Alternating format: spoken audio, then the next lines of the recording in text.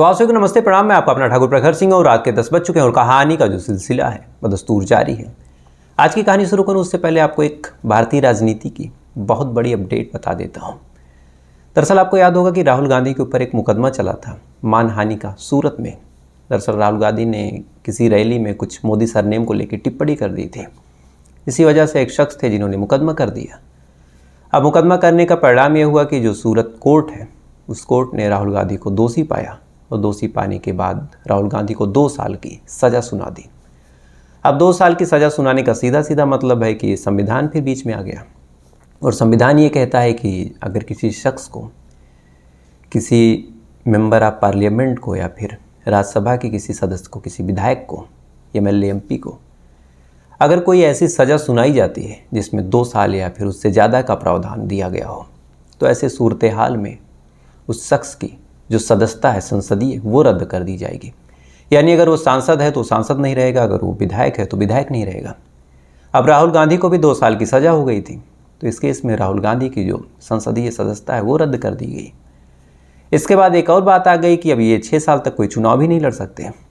तो यहाँ से कहीं ना कहीं फिर ये हुआ कि कांग्रेस की 2024 में प्रधानमंत्री का चेहरा कौन होगा। अब ये चीज़ें जब हुई उसके बाद फिर इन्होंने सुप्रीम कोर्ट का दरवाज़ा खटखटाया और जब सुप्रीम कोर्ट का दरवाज़ा खटखटाया तो सुप्रीम कोर्ट ने आज इस मामले पे कमेंट किया है। फैसला तो नहीं दिया लेकिन कमेंट किया, और कमेंट कहीं ना कहीं कांग्रेस पार्टी के लिए एकदम संजीवनी बूटी का काम कर रहा। दरअसल सुप्रीम कोर्ट ने कहा कि जो सज़ा मिली थी 2 साल की, उस मानहानि के केस में मैक्सिमम सज़ा 2 साल की ही हो सकती थी। तो ऐसी कौन सी बात आ गई कि सिर्फ 2 साल की ही सज़ा हुई, इससे कम भी दिया जा सकता था। और 2 साल की क्यों हुई, इस मामले में जो लोअर कोर्ट है उसने कुछ अपना स्पष्टीकरण नहीं दिया। लिहाजा जो सुप्रीम कोर्ट है, जब तक ये मामला अभी सुप्रीम कोर्ट में चलेगा, जब तक सुप्रीम कोर्ट में इस मामले का फैसला नहीं हो जाता, जब तक सेशन कोर्ट में ये चीज़ें चलती रहेंगी, तब तक के लिए जो सज़ा हुई थी इस सज़ा को सुप्रीम कोर्ट निरस्त यानी रद्द कर देता है। अब जैसे ही सज़ा रद्द हुई तो यहाँ 2 बातें हो गई। पहला कि जो संसदीय सदस्यता है वो बहाल कर दी जाएगी, और दूसरा जब तक कि फैसला नहीं आ जाता या फिर फैसला आए और ये दोषी ना पा जाए तो इन दोनों ही केस में अब राहुल गांधी बाकायदा चुनाव लड़ सकते हैं। तो कहीं ना कहीं ये कांग्रेस पार्टी के लिए बड़ी राहत भरी खबर है। साथ ही भारत की राजनीति में भी एक अहम हिस्सा रहेगा इस फैसले का, क्योंकि हो सकता है कि अगर ये सुप्रीम कोर्ट का फैसला देर में आता और ये कमेंट ना हुआ होता तो राहुल गांधी आने वाले चुनाव से बाहर हो जाते और इसका खामियाजा कांग्रेस पार्टी को भुगतना पड़ता। लेकिन अब ऐसा नहीं है। तो एक महत्वपूर्ण अपडेट थी, मुझे लगा आपको बतानी चाहिए। अब आते हैं आज की कहानी का रुख करते हैं।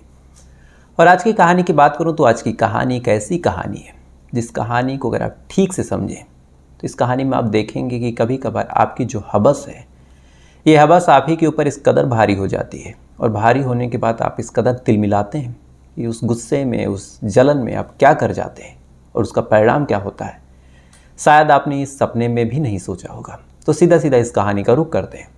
और इस कहानी की जो शुरुआत है वो होती है झारखंड से। झारखंड का एक ज़िला गुमला, और इसी झारखंड के इसी गुमले ज़िले में एक थाना लगता है, सिसई थाना। और बात है 12 अप्रैल साल 2023, यानी आज से करीब 3 महीने पहले की ये बात है। दरअसल इसी 12 अप्रैल साल 2023 को इसी सिसई थाना क्षेत्र में एक डेड बॉडी मिलती है। अब जैसे डेड बॉडी आसपास के लोग देखते हैं तो फ़ौरन पुलिस को फ़ोन करते हैं। पुलिस भी भागी भागी सुबह सुबह पहुंची, क्योंकि सुबह 6 या 7 बजे की ये बात है। अब जैसे ही पहुंचती है तो पहुंचने के बाद जब डेड बॉडी देखती है तो उस बॉडी को देखने के बाद कहीं ना कहीं पुलिस वालों की भी रूह कांप जाती है, क्योंकि जिस बॉडी की कल्पना आप कर सकते हैं, जितनी विभस्त से विभस्त बॉडी, कुछ ऐसी ही बॉडी होती। गला पूरा काट दिया गया था, पेट को फाड़ दिया गया था, पेट की जो अतड़ियाँ हैं वो बाहर निकल रही थी। वहाँ पे शायद कुछ जानवर भी आ गए थे, मक्खियाँ इधर उधर भिन भिन कर रही थी। अब जैसे इस डेड बॉडी को देखा तो जैसे तैसे करके पुलिस वालों ने भी पहले अपने आप को संभाला। उसके बाद फिर बॉडी कब्जे में ली। कब्जे में लेने के बाद बॉडी को पोस्टमार्टम के लिए भेजा। उसके बाद फिर पूछताछ शुरू कि सबसे पहले इस बॉडी को किसने देखा। अब जिस व्यक्ति ने देखा था उसने अपना बयान दर्ज करवाया कि साहब सुबह सुबह मैं आया था, आने के बाद देखता हूँ कि यहाँ पे कुछ मक्खियाँ भिन भिन कर रही हैं। मैं पास जाके देखने की कोशिश करता हूँ तो देखता हूँ कि एक शख्स है जो मरा पड़ा है इस हाल में। उसके बाद मैंने शोर मचाया, आसपास के सारे लोग आए। आने के बाद फिर पुलिस को फ़ोन गया। उसके बाद साहब आप लोग आ रहे हैं। अब बयान दर्ज हो गया, उसके बाद बॉडी कब्जे में हो गई, पोस्टमार्टम के लिए चली गई। लेकिन अब यही सवाल उठता है कि आखिर ये लाश किसकी थी। अब जैसे ही पुलिस वाले लाश पाते हैं तो फौरन अब खोजबीन शुरू कि ये लाश किसकी है। अब पहले लाश का पता चले तब तो मोटिव मिलेगा, अब जब मोटिव मिलेगा तब कातिल मिलेगा। लेकिन पहला सवाल तो यही था कि डेड बॉडी आखिर है किसकी और किससे इसकी इतनी गहरी दुश्मनी थी कि इस तरह से तड़पा के मारा। बहरहाल पुलिस वाले इस बॉडी को कब्जे में लेने के बाद इसकी जो फोटोग्राफ्स थे, फेस को क्लिक करके आसपास के थानों में इत्तला करते हैं। साथ ही अपने थाने के आसपास के इलाकों में जो उस थाने के अंतर्गत आते थे, वहाँ के प्रधान के पास, वहाँ के जो लोकल ग्रुप्स थे व्हाट्सएप पे, हर उस ग्रुप में वायरल करते हैं। गांव में भी एक तरह से हड़कंप मच जाती है कि इस तरह की डेड बॉडी मिली है। आसपास के गांव में भी खबर हो जाती है। पुलिस वालों को यकीन था कि चलो एक आध 2 घंटे में अभी क्लियर हो जाएगा कि किसके घर का कौन गायब है। लेकिन यहाँ तो पूरे 12 घंटे बीत गए और कोई ऐसा शख्स आया ही नहीं जिसने क्लेम किया हो कि बॉडी उसके घर की है। अब जैसे ये बात पता चली कि कोई आ ही नहीं रहा तो पुलिस वालों की मुश्किलें और बढ़ गई। अब पुलिस वाले क्या करें। पुलिस वालों को लगा कि चलो खुद से ही पता करते हैं कि किसके घर का कौन गायब है। अगर ये पता कर लेंगे तो शायद मामला आसान हो जाएगा। अब इसी उम्मीद के साथ पुलिस वाले आसपास के लोगों से पता करते हैं कि क्या किसी के घर का कोई सदस्य गायब है, कोई ऐसा जिसका कोई हो ना, या फिर कोई ऐसा जिसके घर वाले ही उससे नफरत करते हो, बॉडी ना क्लेम कर रहे हो। पुलिस वालों को उम्मीद थी कि शायद ये तरीका काम आएगा और जो मरने वाला है उसका पता चल जाएगा। लेकिन पूरा दिन गुजर गया और कहीं से भी कोई ऐसी खबर या फिर कहीं से कोई ऐसी न्यूज़ मिली ही नहीं जिसमें किसी के घर का कोई गायब हो। अब पुलिस वालों को जब ये चीज़ पता चली तो उन्हें यकीन हो गया कि ये डेड बॉडी है, यानी जो लाश मिली है, ये हमारे थाने की नहीं है। अगर हमारे थाने की होती तो अब तक कहीं ना कहीं से सारे मुखबिर हमने एक्टिव कर लिए, सारे लोगों से पूछताछ कर ली, सारे व्हाट्सएप ग्रुप्स में तस्वीरें शेयर कर दी। अगर हमारे थाने का मामला होता तो अभी तक कहीं ना कहीं से कुछ न कुछ दबी कुचली आवाज़ ज़रूर आती। लेकिन अगर अब तक नहीं आई, 24 घंटे का वक्त गुजर गया, तो जाहिर सी बात है ये जो डेड बॉडी मिली है ये हमारे थाने की नहीं है। अब हमारे थाने की नहीं है तो हो सकता है कि अगल बगल के किसी थाने की हो। लिहाजा पुलिस वाले अब इस तस्वीर को आसपास के थानों में और वक्त के साथ साथ उस ज़िले के सारे थानों में वायरल करते हैं। सारे थानों में उस तस्वीर को भेजते हैं, साथ ही पता करते हैं कि कोई मिसिंग कंप्लेन दर्ज हो, किसी के घर का कोई गायब हो, कोई ऐसा हो जो ना मिल रहा हो, कोई ऐसा जो कई दिनों से दिखाई ना दे रहा हो। पुलिस वालों को उम्मीद थी कि इतनी कोशिश कर रहे हैं तो शायद कहीं से पता चल जाए। बहरहाल पुलिस वाले तमाम तरीके से कोशिश करते रहते हैं, तमाम तरीके से छानबीन करते रहते हैं। वक्त गुजरता रहता है और ये डेड बॉडी किसकी थी कुछ पता नहीं। अब 1-2 दिन और गुजर गया, इधर मरने वाले का ही पता नहीं चला। तो पुलिस वालों के भी हाथ पांव फूले कि अब क्या करें। कम से कम कातिल ना सही, कम से कम मरने वाले का तो पता चल जाता। यहाँ तो ऐसा है कि जो मरने वाला है उसी की कोई सुध लेने वाला नहीं, उसकी खोज खबर लेने वाला नहीं, तो फिर कातिल ढूंढना तो बड़ा मुश्किल काम है। बहरहाल पुलिस वाले भी हिम्मत नहीं हारते, जुटे रहते हैं, जगह जगह तस्वीरें वायरल करते हैं। जब पूरे ज़िले में वायरल करके थक गए तो पूरे प्रदेश में करते हैं, पूरे प्रदेश में जब थक गए तो फिर आसपास के जितने प्रदेश थे जहाँ की ये लुक लाइक लग रहा था कि यानी ये जो शख्स है कहाँ का हो सकता है, उसके पहनावे से, उसके उड़ावे से, हर उस जगह पे तस्वीर वायरल करते हैं। उत्तर प्रदेश में करते हैं, बिहार में करते हैं, दिल्ली भेजते हैं। अलग अलग जगहों पे जब तस्वीर भेजते हैं तो 4 दिन बाद एक शख्स थाने आता है। 4 दिन बाद एक शख्स थाने आता है। आने के बाद कहता है कि साहब मुझे लगता है कि आपने जो तस्वीर वायरल की है वो मेरे बेटे की है। अब जैसे ही पुलिस वाले ये बात सुनते हैं तो पहले तो राहत की सांस लेते हैं कि चलो 4 दिन बाद कोई तो आया जो कम से कम जानने वाला है इस डेड बॉडी को। उसके बाद फ़ौरन उस शख्स को लेके जाते हैं। जाने के बाद डेड बॉडी दिखाते हैं, दिखाने के बाद कहते हैं कि पहचानो क्या आपके घर का है। अब जैसे ही वो शख्स देखता है तो देखने के बाद फूट फूट के रोने लगता है, फूट फूट के रोने लगता है। उसके बाद कहता है कि साहब ये मेरा बेटा कुंदन है। अब जैसे ही पुलिस वाले ये शब्द सुनते हैं तो कहीं ना कहीं पुलिस वाले अब राहत की सांस लेते हैं कि चलो कम से कम किसके घर का ये शख्स है ये पता चल गया। उसके बाद कुछ देर तक तो उस शख्स को समझाते हैं जो आया था, जिसका नाम था भगवान राव। भगवान राव को समझाते हैं, उसको बैठाते हैं, पानी वगैरह पिलाते हैं। उसके बाद फिर उससे पूछते हैं कि आपका घर कहाँ है, कौन से थाने का ये मामला है। अब जैसे ये शब्द पुलिस वाले पूछते हैं तो वो जो शख्स था फिर बताता है कि साहब मेरा जो नाम है वो भगवान राव, ये मेरा बेटा कुंदन है और मैं बिहार के गया ज़िले के इमामगंज थाने का रहने वाला। अब जैसे ही ये शब्द पुलिस वाले सुनते हैं तो पुलिस वालों के तो पैरों तले जमीन खिसक गई कि एक शख्स जो बिहार का रहने वाला है उसकी लाश यहाँ क्या कर रही। अब जैसे ही ये सवाल पुलिस वाले पूछते हैं कि अगर आप बिहार के हैं तो आपके बेटे की लाश यहाँ कैसे पहुँच गई, क्या यहाँ किसी से कोई रिश्ता था, कोई रिश्तेदारी थी, कोई दोस्ती थी या फिर कोई और बात। इसके बाद जब ये सवाल भगवान राव से पूछा जाता है तो भगवान राव कहता है कि साहब जो मेरा बेटा है वो रांची में एक पेंटर का काम करता था। अब रांची से इस गुमला ज़िले में कैसे पहुंच गया ये तो नहीं पता, लेकिन हाँ इसी झारखंड के इसी रांची में काम जरूर करता था।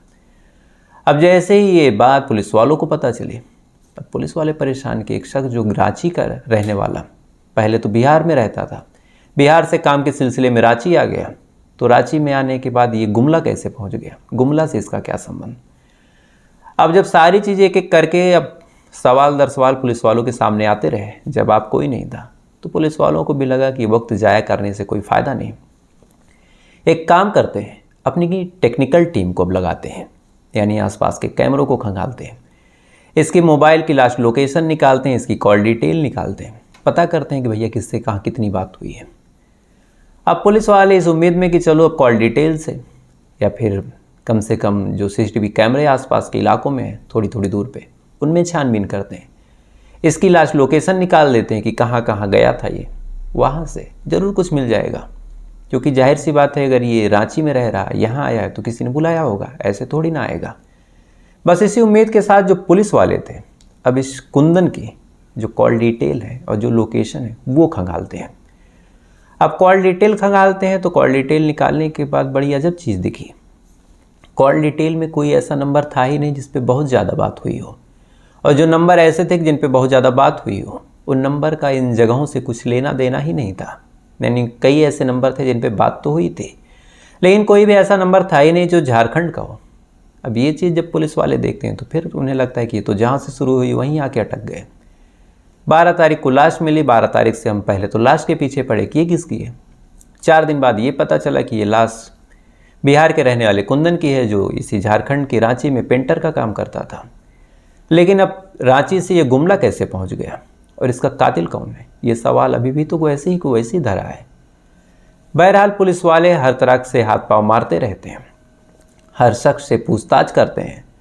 एक टीम रांची भी जाती है वहाँ पूछताछ करने की, क्या किसी से ऐसा तो नहीं कि वहाँ कोई ऐसा हो जो गुमला से काम करने गया हो और वहाँ झगड़ा हुआ हो, इसको यहाँ बुलाया हो, साथ लेके आया हो, आने के बाद मार के फेंक दिया हो। पुलिस वालों को लगा कि हाँ ये चीज़ तो हो सकती है। उसके बाद पुलिस की एक टीम रांची जाती है जहाँ ये पेंटर का काम करता है, वहाँ पता करती है कि कोई ऐसा है जो गुमला से बिलोंग करता हो। अब वहाँ जब ये पता करने गए तो पता चला कि कोई ऐसा है ही नहीं जो गुमला का हो। अब जब ये बात पता चली तो पुलिस वाले फिर निराश हो गए कि अब ये क्या करेगा। बहरहाल पुलिस वाले चाहे जितनी कोशिश कर रहे थे, चाहे जितनी जांच पड़ताल कर रहे थे, चाहे जितनी पूछताछ, चाहे जितनी कड़ी मशक्कत, जो रिजल्ट था वो 0 था।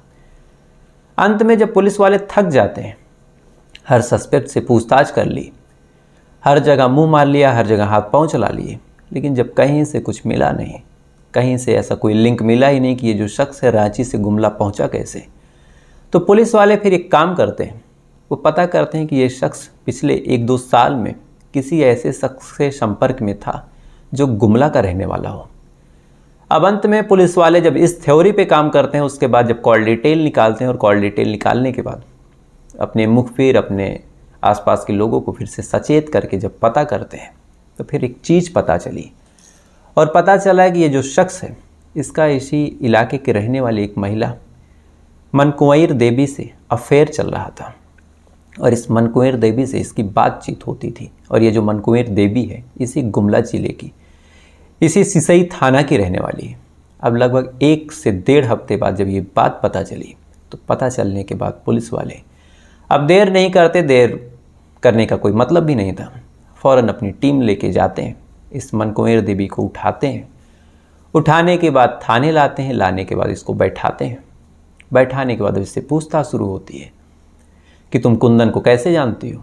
अब जब पूछताछ किया गया तो फिर ये कहती है कि कुंदन से पहले मेरा रिलेशन था। फिर इससे पूछा जाता है कि अभी क्यों नहीं है, इस पे बताती है कि मैं किसी और से रिलेशन में हूँ। इसके बाद जब फिर पूछा जाता है कि 12 तारीख को तुम्हारी बात हुई थी? कहती है कि हाँ बात हुई थी। इसके बाद फिर पूछा जाता है कि क्या बात हुई थी?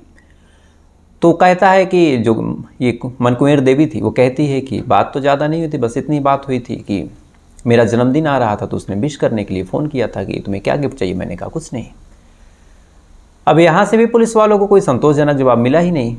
अब पुलिस वाले क्या करें, सारी चीज़ें तो पूछ ली, महिला ने बात की थी वो भी कबूला, महिला का अफेयर था वो भी कबूला, लेकिन कोई ऐसा क्लू, कोई ऐसी चीज़ तो मिली ही नहीं। अब क्या करें? बहरहाल पुलिस वाले अब उससे घुमा घुमा के पूछताछ कर रहे हैं, घुमा घुमा के तफ्तीश कर रहे हैं, और काफ़ी देर तक घुमाने के बाद अंत में इस महिला का जो लहजा था वो लड़खड़ाने लगा। ये पूछताछ आप मान के चलिए कि सुबह से शुरू हुई थी और लगभग दोपहर तक ये महिला एकदम सही जवाब दे रही थी। दोपहर के बाद इस महिला का जो लहजा है वो लड़खड़ाता है। अब दोपहर के बाद इस महिला का लहजा लड़खड़ाता है। लड़खड़ाने के बाद ये महिला जैसे टूटे फूटे शब्द बोलने लगती है। पुलिस वाले फ़ौरन भाग जाते हैं। अब जैसे पुलिस वाले भागते हैं, भागने के बाद फ़ौरन अब इस महिला से पूछने का जो लहजा है वो चेंज होता है। सख्ती से इससे पूछताछ होती है, और जब सख्ती से पूछताछ होती है तब जाके ये महिला टूटती है। और टूटने के बाद एक ऐसी कहानी सुनाती है जिस कहानी को सुनने के बाद पुलिस वालों का भी कलेजा कांप जाता है। दरअसल ये जो कुंदन था, इसकी उम्र जब 19 साल थी तभी ये अपने घर से निकल जाता है रोजी रोटी की तलाश में। बिहार से झारखंड से निकलता है, झारखंड से पहुंचता है, बिहार से निकलता है, पहुंच जाता है झारखंड की रांची में। रांची में पहुंचने के बाद फिर रांची में एक जगह है किशोरगंज। इसी किशोरगंज में ये नौकरी करने लगता है पेंटर के रूप में। अब सारी चीज़ें बिल्कुल ठीक चल रही थी, लेकिन 19-20 साल का लड़का, नई नई जवानी की दहलीज पे इसने कदम रखा था। संयोग से आज से ठीक 1.5 साल पहले यानी 2022 की शुरुआत में एक बार ऐसे ही इधर उधर ये फ़ोन कर रहा था। कभी अपने पिता के पास, कभी आसपास के दोस्तों के पास, और संयोग से ऐसा हुआ, संयोग कहें या दुर्योग कहें, एक नंबर मिस हो जाता है। और नंबर मिस होने के बाद ये फ़ोन आ जाता है मनकुंवर देवी के पास। अब फ़ोन आता है, फ़ोन आने के बाद धीरे धीरे पहले तो ये हुआ कि रॉन्ग नंबर है, लेकिन रॉन्ग नंबर होने के बावजूद इन दोनों में बातचीत हो गई। इधर वो 20 साल का लड़का जवानी की दहलीज पे उसने जस्ट कदम रखा था, तो वो भी जब महिला की आवाज़ सुनता है तो कहीं ना कहीं आकर्षित होता है। इधर ये जो मनकुंवर देवी थी, इनकी उम्र तो 40 साल थी, लेकिन शायद तब भी ये उस तरह के संबंध में इच्छुक थी। परिणाम ये हुआ कि देखते ही देखते रॉन्ग नंबर से ये दोनों दोस्त बन गए, और दोस्ती जब आगे बढ़ी तो इन दोनों में प्यार हो गया। अब प्यार हुआ, प्यार होने के बाद अक्सर ऐसा होता कि ये जो कुंदन था मनकुंवर देवी से मिलने आता, इन दोनों के बीच संबंध हो गया। अक्सर ये दोनों मिलते, घूमते फिरते, सारी चीज़ें चलती रही। लेकिन इसी बीच एक और दिक्कत हो गई। दरअसल मनकुंवर देवी की एक बेटी थी, और कई बार ऐसा हुआ कि जब ये फ़ोन करता कुंदन तो बेटी फ़ोन उठा लेती। तो 1-2 बार तो रॉन्ग नंबर करके फ़ोन कट कर दिया गया। लेकिन कहीं ना कहीं जो लड़की थी वो भी इंटरेस्टेड होने लगी इस कुंदन के प्रति। परिणाम ये हुआ कि जो मनकुंवर देवी है, जब उससे रिलेशन लगभग 8 से 9 महीने हो गए, तो फिर 8 से 9 महीने होने के बाद उसकी जो बेटी है वो भी कुंदन से बात करने लगी। अब कुंदन से बात करने लगी, इधर जो बेटी है उसकी नौकरी लग गई गोवा में। बेटी गोवा चली गई, माँ को कुछ खबर नहीं। जो कुंदन है इधर बेटी से भी संपर्क रख रहा, माँ से भी संपर्क रख रहा। लेकिन इसी बीच साल 2023 की शुरुआत में जो बेटी है वो गोवा से लौट के अपने घर आती है। आने के बाद संयोग से एक दिन माँ ने भी देखा कि उसकी जो बेटी है कुंदन से बात कर रही है। अब जैसे ही माँ ये चीज़ देखती है तो उसका गुस्सा 7वें आसमान में कि ये कैसा शख्स है, मुझसे भी संपर्क रख रहा, मेरी बेटी से भी। फ़ौरन उसने कुंदन से ब्रेकअप कर लिया। अच्छा, जब कुंदन से ब्रेकअप किया तो कुंदन को कोई फ़र्क भी नहीं पड़ा कि चलो ठीक है, तुम गई तो तुम्हारी बेटी तो है ही। लेकिन इसी बीच जो मनकुंवर देवी है उसका एक बॉयफ्रेंड और बनता है, और उसका नाम था सोमा खड़िया, और ये इसी मनकुंवर देवी के गांव का ही शख्स था। अब बॉयफ्रेंड बनता है। बॉयफ्रेंड बनने के बाद जो ये सोमा खड़िया था, संयोग से कुछ टाइम पहले ही 302 के मामले में यानी हत्या के मामले में जेल से छूट के आया था। अब इससे जब संबंध हुआ तो संबंध होने के बाद फिर सुख दुख साझा हुए। अब जब सुख दुख साझा होने लगा तो फिर जो मनकुंवर देवी है वो बताती है कि उसका एक पहले बॉयफ्रेंड था, लेकिन इस समय उसकी बेटी से संपर्क में है, उसको सबक सिखाना है, उसने मेरी ज़िंदगी बर्बाद की, मुझे धोखा दिया, मेरी बेटी को यूज कर रहा, बेटी मेरी कहने में नहीं है। अब जैसे ही सोम खड़िया ये बात सुनता है, सुनने के बाद कहता है कि काम करते हैं, उसको ठिकाने लगा देते हैं। उसको ठिकाने लगा देंगे तो तुम्हारे मन का बोझ भी हल्का हो जाएगा, और कहीं ना कहीं बेटी से पीछा भी छूट जाएगा। अब जैसे ही ये बात मनकुंवर देवी को सुनाई दी, उसके बॉयफ्रेंड ने जब ये बात बोली तो माँ भी खुश हो जाती है, कहती है कि ठीक है, प्लान बनाते हैं। तो प्लान में क्या करते हैं? तो प्लान बनाने के लिए सबसे पहले जब मनकुईर देवी है 11 तारीख को फ़ोन करती है। फ़ोन करके कहती है कि आ जाओ, तुमसे मिलना है। अब मिलने की जैसी बात होती है तो बातचीत होने के बाद जो कुंदन था बेहद खुशी मन से आ जाता है, और जैसे ही आता है तो जो मनकुईर देवी है उसको एक सुनसान जगह पे लेके जाती है। सुनसान जगह पे लेके जाने के बाद जो सोमा खड़िया है वहीं पे इंतज़ार करता रहता है, और इसी इंतज़ार के दौरान जैसे ही ये कुंदन वहाँ पे पहुँचता है तो पहले तो जो मनकुईर देवी है वो पूछती है कि क्या तुम मेरी बेटी को छोड़ोगे या नहीं। अब जैसी ये बात ये सुनता है तो एक स्माइल करते हुए कहता है कि मैं क्यों छोड़ूं, तुम अपनी बेटी को समझा लो। अब इसका इतना कहना हुआ कि फ़ौरन जो मनकुईर देवी है इसके ऊपर टूट पड़ती है। पहले तो पिटाई करने की कोशिश करती है, लेकिन जब पीट नहीं पाती, कुंदन हावी होता है, तो फ़ौरन जो सोमा खड़ी है वो जहाँ छुपा था वहाँ से निकल के बाहर आता है। बाहर आने के बाद फ़ौरन उसके ऊपर हमला करता है। अब ये दोनों लोग मिल के पहले उसके ऊपर काबू पाते हैं, उसके बाद चाकू निकाली जाती है। चाकू निकालने के बाद फिर सबसे पहले कुंदन का गला काट दिया जाता है। अब कुंदन का जैसे ही गला काटा गया तो तड़प तड़प के उसकी मौत होने लगी, लेकिन इतने पे भी मनकुईर देवी को चैन नहीं था। वो चाकू अपने हाथ में लेती है और हाथ में लेने के बाद पेट को फाड़ के उसकी अतड़ियों को बाहर निकाल देती है। इतना करने के बाद तड़प के उस शख्स की वहाँ पे मौत होती है। मौत होने के बाद ये लोग उस लाश को झाड़ियों में फेंक के वहाँ से भाग जाते हैं। इनको यकीन था कि इस शख्स की खोज खबर लेने वाला शायद ही कोई ऐसा हो, और इन्हें ये भी पता था कि फ़ोन पे बस एक ही बार बात हुई तो वहाँ से भी कुछ नहीं निकलेगा, इसलिए एकदम रिलैक्स होके गांव में ही ये सारे लोग आराम कर रहे थे। बहरहाल जब ये बयान मनकुईर देवी ने दिया तो पुलिस फ़ौरन भाग के जाती है और इस सोमा खड़िया को भी गिरफ्तार करती है। उसके बाद सारी चीज़ें बरामद की जाती हैं, मोबाइल बरामद किया जाता है, वो चाकू बरामद किया जाता है। अब ये मामला कोर्ट के अधीन है। अच्छा, कई लोगों ने कमेंट भी किया था कि आप ऐसे मामलों को सुनाएं जिसमें कोर्ट ने अपना फैसला दिया हो ताकि पता चले कि सज़ा क्या हुई। तो आपको याद होगा मैंने एक कहानी आपको सुनाई थी गबित सिस्टर की, जिसने लगभग 42 या 52 ऐसे ही कुछ कत्ल किए थे। उनको सजाए मौत दी गई। सजाए मौत के बावजूद भी उनको कोई फांसी नहीं दी गई। लगभग 10-20 सालों बाद उन्होंने मर्सी पिटीशन डायल किया। उसमें कहा कि इतने सालों से हमको फांसी मिली है और फांसी मिलने के बावजूद आज तक सज़ा नहीं मिली, तो हमारी सज़ा को माफ़ कर दिया जाए, चूँकि रोज़ हम मौत के खौफ में जीते हैं। कोर्ट ने भी उनकी बात मान ली, उनकी सज़ा को माफ़ कर दिया गया। कई ऐसे केसेज हैं जिसमें जो मामला है 2010 का है, 2023 में भी अभी वो मामला चल रहा है, अभी कुछ फैसला या फिर कोई ऐसी चीज़ उसमें आई ही नहीं। तो कायदे से अगर आपको ये सुनाऊं कि जिस मामले में सज़ा हो गई है, तो मान के चलिए कि वो सारी कहानियाँ शायद आज़ादी के पहले की ही होंगी, क्योंकि बहुत कम ऐसे केसेज हैं जिसमें सज़ा हुई हो, इसलिए ये चीज़ें पॉसिबल ही नहीं।